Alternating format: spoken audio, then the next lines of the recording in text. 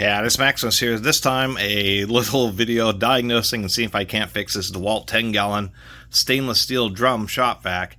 Actually, about 6 months ago, or maybe 10 months ago, I reviewed the 10-gallon Stealthsonic Super Quiet, and I actually thought it was a cool vacuum. But it's a little shorter and squatter, and so I don't think the head will fit onto this can. Anyway, garage sale, got a couple of cool things. This was actually free. I also got a second vacuum from that garage sale, which is one of these shop vac 1-gallon micros. I've always wanted one of these ever since I saw a YouTube video. Somebody just had one of these on a shoulder strap and hooked up to their sander. And it was just a simple, easy way without actually having a hose dragging. You just had this small shop vac, which for dust will still hold quite a bit, and you use a bag with it and a short little hose. Anyway, I'll do a little review of that later. I actually also ended up at that same sale with some interesting three-way light bulbs. I got a GE Reveal 50, 100, and 150, but ones I've never seen before, which is a Sylvania pink. Never seen one of those. And then these oddballs, a security one, which is a 15 watt, 135 and 150 watt, and really high hours on the 15 watt, so it's like a low mode designed to be on all night. And then one I've never seen one this powerful, with the standard, E19. This just has a regular E19 base, a 50, 200, and 250. And even for incandescent, that's almost 4,000 lumens on high. That is one bright three-way light bulb. Anyway, common three-way light bulbs are 35, 60, and 100 watts, or 50, 100, 150. So those were all kind of unique. Anyway, so the free vacuum, no accessories. And I said, well, why is it free? And he just said the motor fell apart. And so I got it home. It did have the filter. It's not really been used all that much. It's not too rusty, one of the stainless steel can ones. But that fell out of the filter. And there's sounds in there. So the nut for the motor came off, so we got to see if debris got in there. Poor manufacturing, I'm not exactly sure what. Was definitely the spindle nut. Looks like the filter wasn't on tight enough, and he was like vacuuming what? I don't know what. You never ask what's in a vacuum cleaner. There's our washer. Just is able to pass that hole. This appears to be a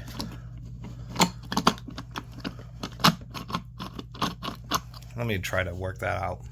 Interestingly enough, this part is screwed in from the top of the motor, and to get the top of the vacuum off, you have to remove a bunch of screws. There were 8. 2 here and then 2 on the handle portion, so you can get... They are using locking connectors. You have to get a little pick in there. Come on, camera. You gotta get a pick in there just to lift that little tab. But at least it makes sure they don't fall off. I don't think this is going to be recoverable. Whatever happened to this, maybe the internal screw, well, the nut's fallen off. I think the filter wasn't on tight enough, and somehow once all the debris packed in there, but this is the top of the motor where the brushes are. There's the field. I mean, and like the motor's almost complete. This must have made a heck of a sound when this happened, because when he said the motor fell apart, he couldn't have possibly known that literally the motor fell apart inside a vacuum cleaner. That's pretty shameful, DeWalt. Well, this is unfortunate. This thing is like one assembly, and this little can is like press fit onto this plastic shroud. There's no threading or anything like that. It's actually bare to get apart. So they must be using some kind of glue, or it's just the overall friction. But I'm like peeling the steel back, trying to get that cover off. Online, I mean, you can find motors right around $60, but then you have to pay shipping. It's like $80 or $90 to get a motor. So totally not worth it. It's like half the price of the vacuum. Anyway, it's just a little disconcerting. I've never seen something like this happen. I'm going to finish tearing this bottom cover off. Although, admittedly, make sure your filter's tight. And if you're doing like wet vacuuming, if you get a bunch of stuff packed in the fan, it can cause it to unscrew. Just what's odd about it is usually those nuts are threaded so that when the motor runs, it always wants to tighten it up. So it must have been something where it just got so packed that it suddenly stopped the fan itself, and then the inertia of the motor must have unscrewed it. That's the best thing I can really think of, but I just don't understand how the binding screws got so loose. Well, this has been a big learning experience for me.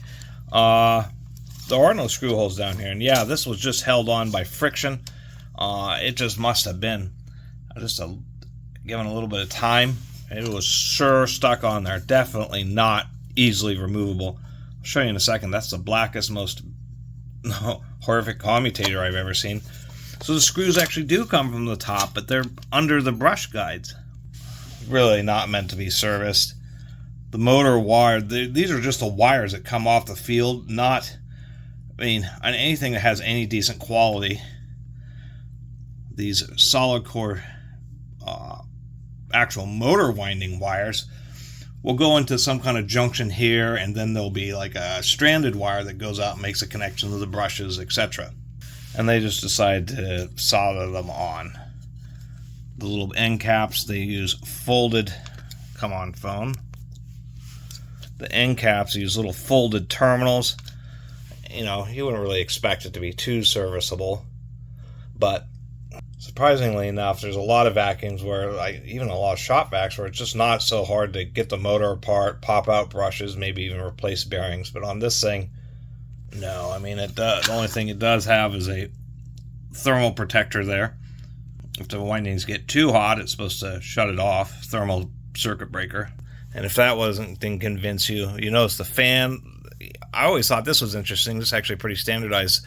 The vacuum, it's a separate sealed chamber that runs the vacuum fan, so it's not actually pulling the air that it's vacuuming through the motor.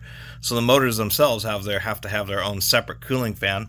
There is no notches in this fan, but as we can see, or maybe you can't, you can just see the top of the screw down there, and you can't get a screwdriver in there. The fan's actually pressed on after the motor's assembled.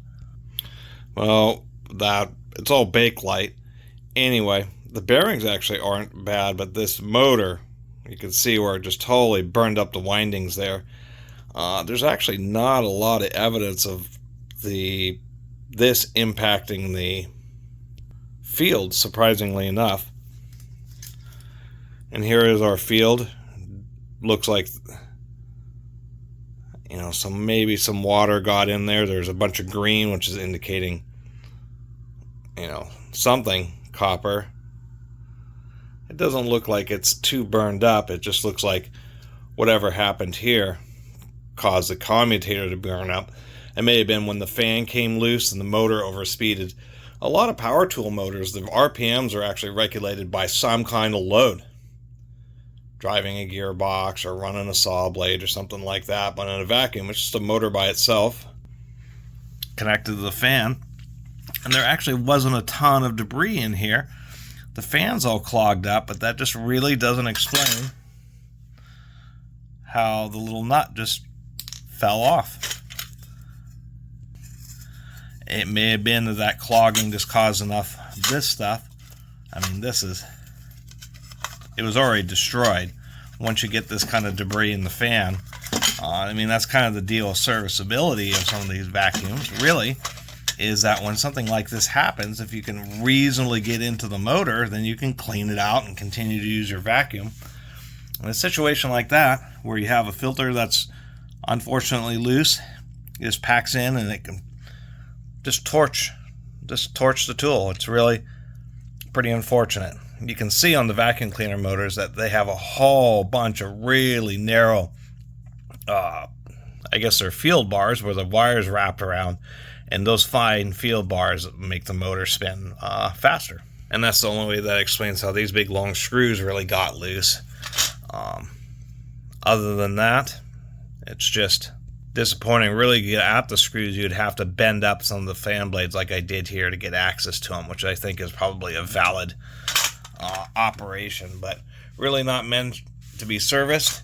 And, you know, it really kind of makes me really second guess. I mean, more than second guess. I'm disappointed. I assume that Stealth Sonic I have is the same setup. And if you ever just make a simple mistake, like forget to clean it out and forget to put the filter back on, or once again, or a million times I said, not put it on tight enough, and you end up sucking up some debris that gets caught in the fan, the thing can just rattle and destroy itself, and it's just an absolute bear, particularly trying to get this thing off. I assume probably the best way to get this off is to use like a hair dryer. You don't want to use a torch, but like a hair dryer or heat gun to try to heat it up a little bit and expand it to get it to pop off would be about the best bet to try to, service this thing.